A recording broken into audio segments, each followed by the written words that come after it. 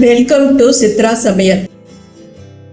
இன்னைக்கு 1 கிலோ சீலா மீன் வச்சு காரசாரமா ரொம்ப டேஸ்டியா குழம்பு செய்ய போறோம். இந்த மீன் குழம்ப ஒரு தடவை செஞ்சீங்கன்னா டேஸ்டே மறக்க மாட்டீங்க. முள் அதிகமான உள்ள மீன் தான் குழம்புக்கு நல்லா இருக்குன்னு சொல்லுவோம். முள் அதிகமா இருந்தா குழந்தைங்களால சாப்பிட முடியாது. சீலா மீன்ல நடுமுள் மட்டும்தான் இருக்குது. இதை குழந்தைங்க விரும்பி சாப்பிடுவாங்க. இப்ப சீலா மீன் குழம்பையும் ஃப்ரை பண்றது எப்படின்னு பார்க்கலாம். இன்னைக்கு சீலா மீன் குழம்பும் ஃப்ரையும் செய்ய போறோம். இதுக்கு தேவையான பொருட்கள் 1 கிலோ சீலா மீன், முழு சின்ன வெங்காயம் 1/4 கிலோ, 4 பல் தேங்காய், 1/4 ஸ்பூன் வெந்தயம், 1/4 ஸ்பூன் மஞ்சள், 4 டீஸ்பூன் குழம்பு மிளகாய் பொடி, 2 டீஸ்பூன் தனி மிளகாய் பொடி, 2 ஸ்பூன் கல் உப்பு, 3 நறுக்கிய தக்காளி, ஒரு கைப்பிடி அளவு புளி, ஒரு கைப்பிடி அளவு கொத்தமல்லி, ஒரு கைப்பிடி அளவு கருவேப்பிலை எல்லாம் எடுத்துக்கோங்க. ஃப்ரை பண்ணுறதுக்கு 4 ஸ்பூன் மிளகாத்தூள், 2 ஸ்பூன் தூள் உப்பு எடுத்துக்கிறோம். உங்களுக்கு எவ்வளவு காரம் தேவையோ உப்பு தேவையோ அது மாதிரி நீங்கள் எடுத்துக்கோங்க. எடுத்து வச்சிருக்கிற சின்ன வெங்காயத்தை ஒரு மிக்ஸி கப்பில் போட்டுடுங்க. அப்புறம் தக்காளியும் போட்டு ஒரு 3 நிமிஷம் போட்டு கருவரப்பாக எடுத்து வச்சுக்கோங்க. அப்புறம் புளியை கரைச்சி வச்சுக்கோங்க. வெங்காயம் தக்காளியை இந்த மாதிரி குறவரப்பாக அரைச்சிக்கோங்க. தேங்காயையும் இதே மாதிரி நைஸாக அரைச்சிக்கோங்க. இப்போ கேஸில் ஒரு வடைச்சட்டியை வைங்க. அதில் 4 ஸ்பூன் எண்ணெயை விடுங்க.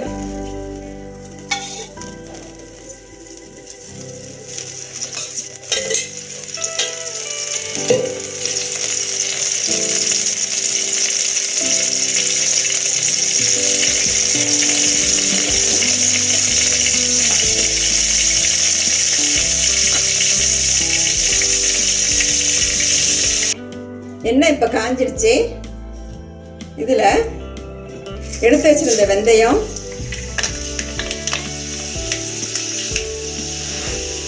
கருவேப்பிலை,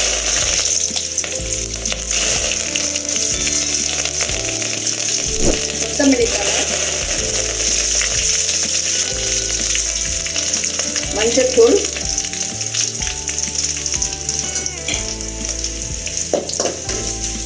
அடுப்பை ஸ்லோவை வச்சுட்டு வதக்குங்க.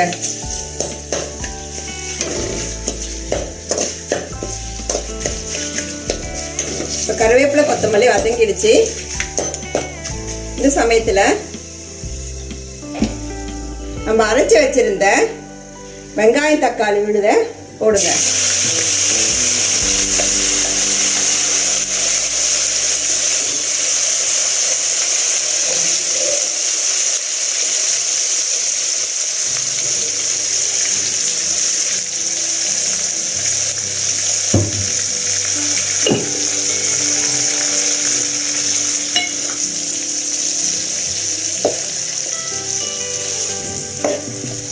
அடுப்பை ஹை ஃப்ளேமில் வச்சுக்கிட்டு வதக்குங்க.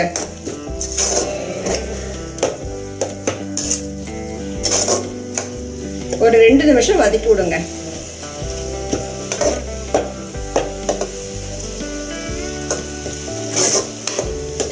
இப்போ நாம் கரைச்சி இருக்கிற புளி கரைசலில் எடுத்து வச்சிருந்த குழம்பு பொடியை போடணும்.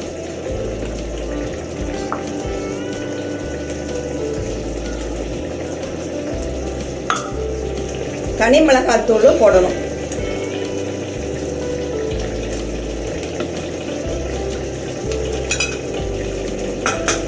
உப்பையும் போட்டுக்கோங்க.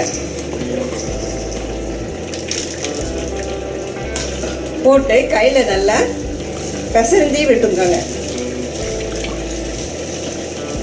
உப்பு, குழம்பு பொடி, தனி மிளகாத்தூள், புளி எல்லாம் நல்லா சேர்ந்து கலந்து வரணும். இப்போ நம்ம இந்த கரைச்சி வச்சிருந்த புளி தண்ணிக்கு கரைசலை வடச்சட்டியில் ஊற்றி கொதிக்க விடுங்க.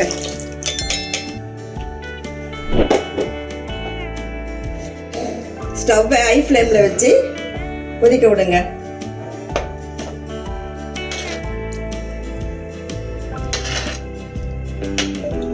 கொதி வரத்துக்கு ஒரு இட்லி குண்டா மூடியை போட்டு மூடி வச்சிருக்கிறேன்.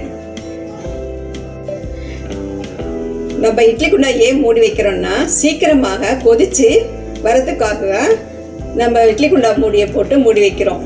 திறந்து வச்சோம்னா சீக்கிரமாக கொதிச்சு வராது. இப்போ குழம்பு நல்லா கொதிச்சு வருது. இந்த நேரத்தில் நம்ம அரைச்சி வச்சிருந்த தேங்காய் விழுதை ஊற்றிக்கணும்.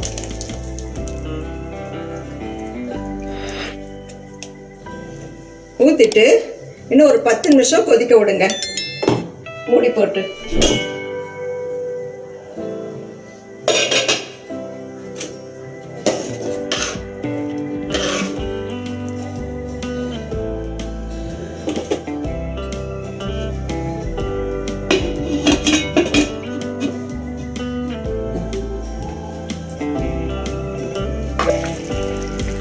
இப்போ நல்லா குழம்பு கொதிச்சு சேர்ந்து வந்திருக்கு.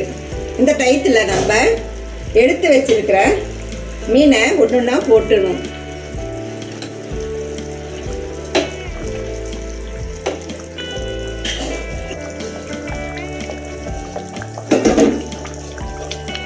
போட்டு ஒரு முறை பரட்டி விடுங்க.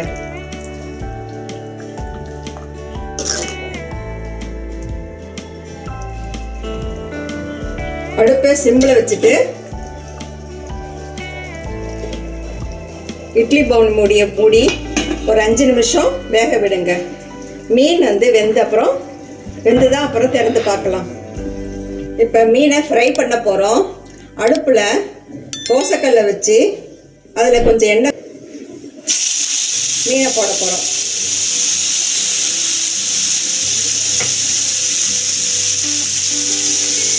இது வேகிறதுக்கு சுற்றி எண்ணெய் விடணும்.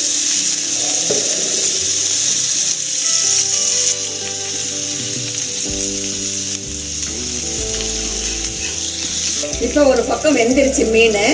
இப்போ திருப்பி போடுங்க.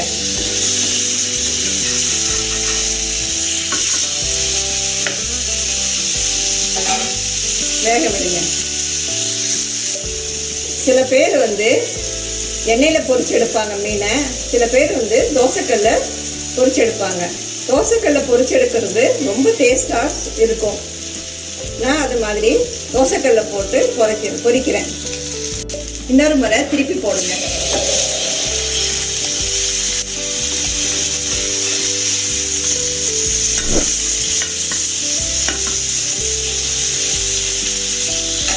மீன் வெந்துருச்சு. இதை எடுத்து தட்டத்தில் வச்சுக்கணும்.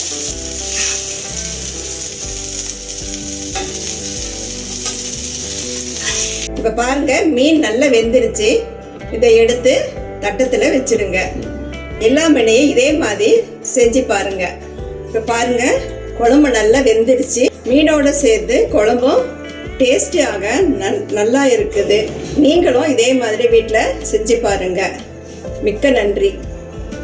சுவையான மீன் குழம்பும் மீன் ஃப்ரையும் ரெடி ஆயிடுச்சு. சப்பாத்தி தொட்டு சாப்பிடுங்க.